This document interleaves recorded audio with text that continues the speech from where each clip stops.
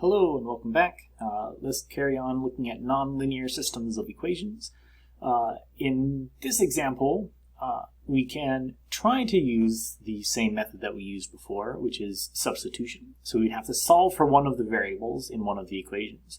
The equations look nearly the same. So if we looked at the top equation, if we tried to solve this for x, we have an x squared, and in order to solve it, we would have to take some square roots and things. In both these equations, solving for either x or y would be complicated. Luckily, there is an alternative method. We can use addition. So what we can try to do is add these two equations together in some way so that either x or y's cancel out. So what I'm going to do is I'm going to try to get the y's to cancel out in both of these equations. The top one is multiplied by 2, the bottom was multiplied by 3.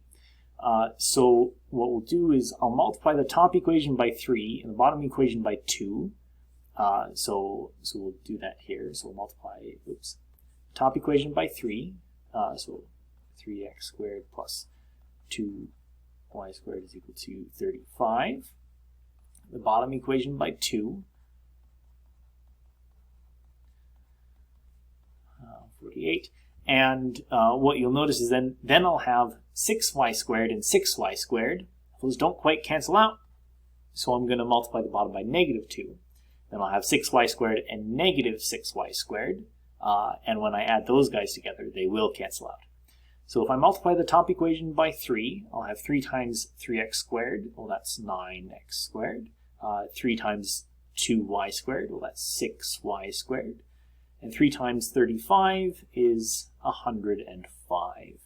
The bottom equation, take that times negative 2, so negative 2 times 4x squared, well that's negative 8x squared. Negative 2 times 3y squared, well that's negative 6y squared. And this is the reason why we're doing it, so that when we add these together, these will cancel out. Negative 2 times 48, that is 96. Negative 96. So let's add these guys together. 9x squared plus a negative 8x squared, well, that's just x squared.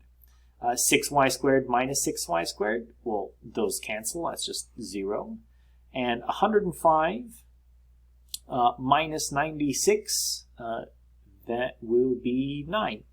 So when we do all this, what we end up with is x squared is equal to 9. And this is pretty easy to solve. If we square a number and is equal to 9, that means either x is equal to 3 or x is equal to negative 3. Those are the only squared numbers whose square is equal to 9.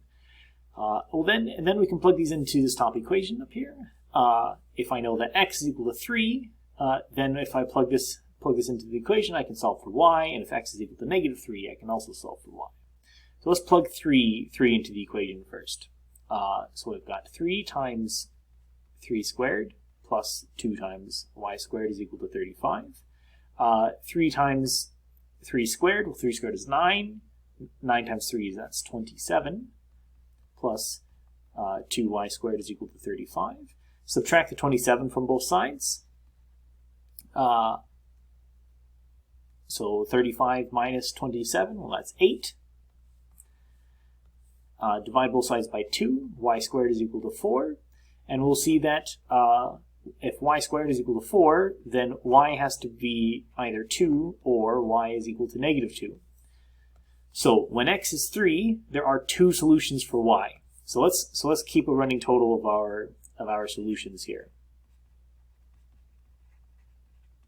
If x is 3, then y could be 2. So this is one solution. If x is 3, y could also be negative 2. So we've got 2 solutions thus far, but we haven't even considered what happens when x is equal to 3. So let's split this up.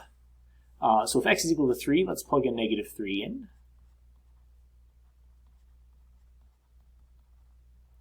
So I've plugged in negative 3. Negative 3 squared is 9. 9 times 3 is 27.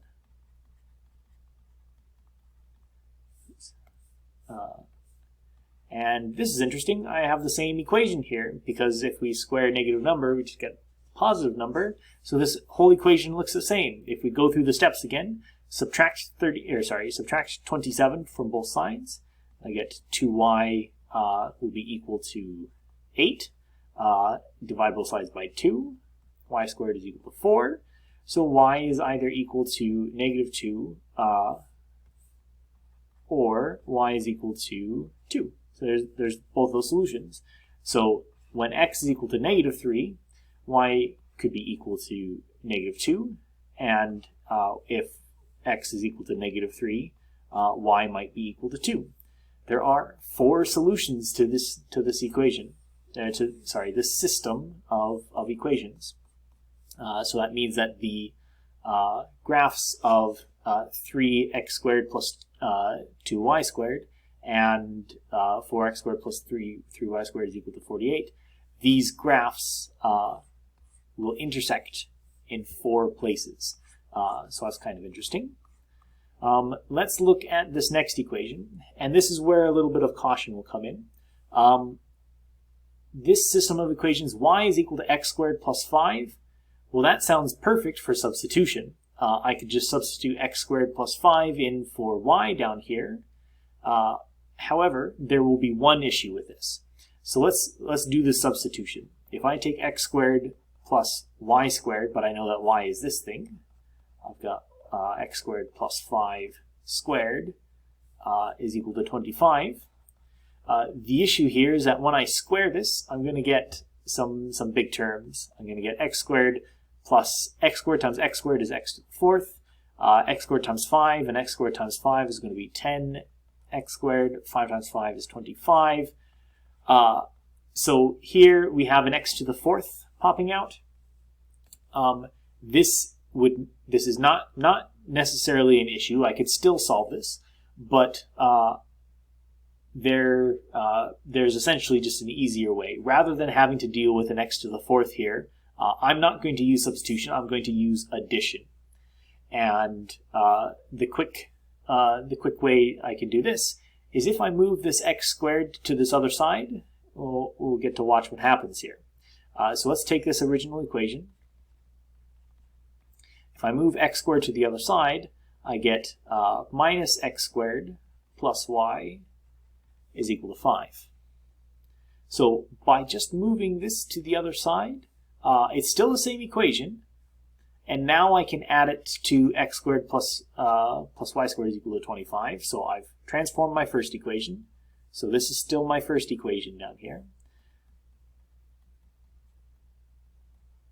And if I write my second equation, oh hey look, negative x squared and x squared, those cancel out. So I can add these together. So what do I have on the left hand side? I have a y and a y squared.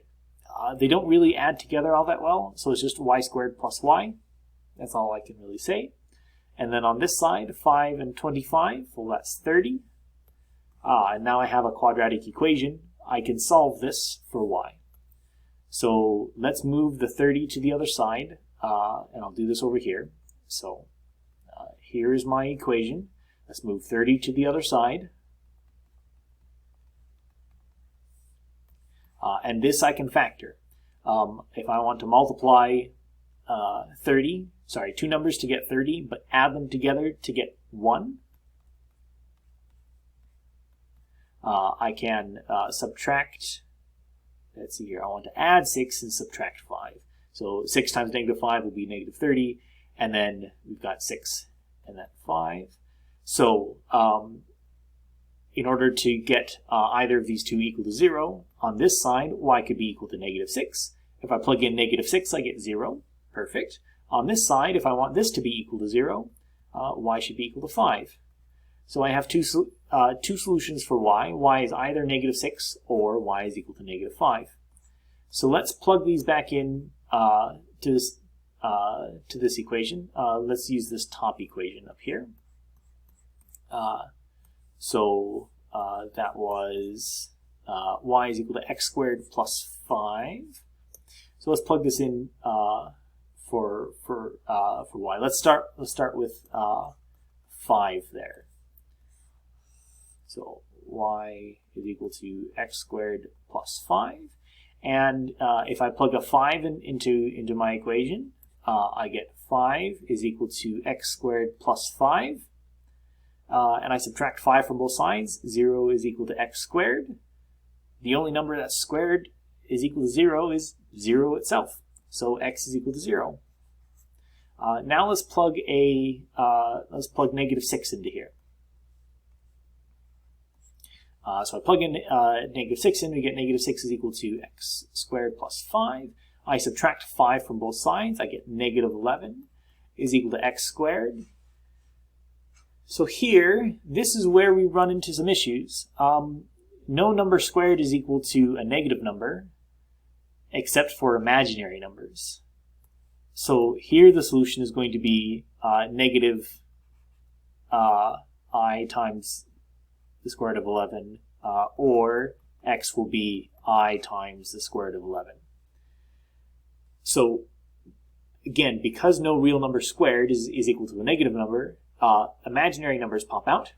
And when you're asked for solutions to systems of equations, we don't want to consider imaginary numbers. So this happens to be the only solution for x, and that only came out with 5. So our solution to this is when x is 0 and y is 5.